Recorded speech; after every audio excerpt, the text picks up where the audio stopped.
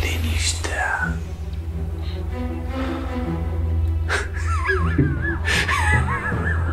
Băieți, să ne mișcăm repede că mă grăbesc. Eu sunt unul și ele doi. E așa, dă-le.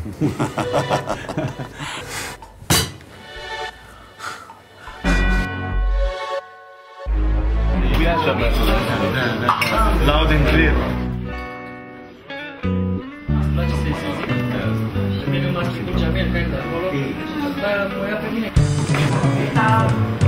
Vreau să beau când mi-e sete, nu când îmi dai tu. Și nu accept vreodată un nu ca fiind nu. Eu apar chiar când aprins jointul stresat și îl împărțim cu voia mea pentru că trebuie fumat. Vreau să-i bat pe toți de pe lista mea neagră, să mă răzbun ca să rămân cu mintea întreagă.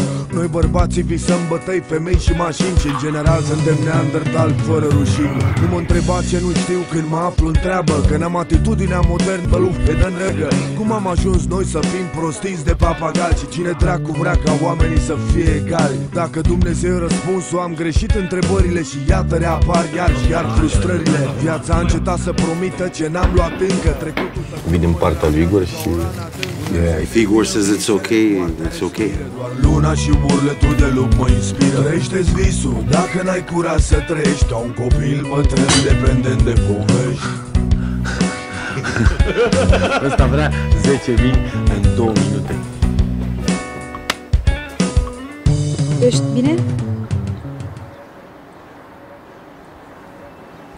Da. Bun, și acum ce facem? Îmi pare rău. Avem un cod și eu trebuie să-mi închei livrarea. Cine te arde, evident cel care râde mai tare. Ne facem de lucru când n-avem ce face și nu vrem să facem în viață decât ce ne place. Îmi pasă ce crede lumea, că rămân blocat în PC-ul. În rest e foarte important doar ce cred eu.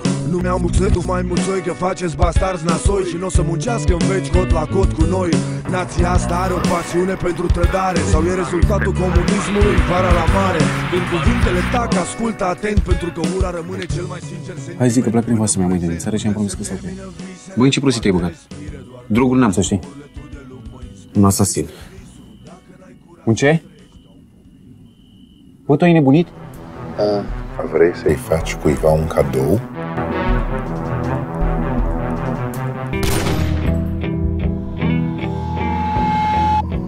Bărbatul negru.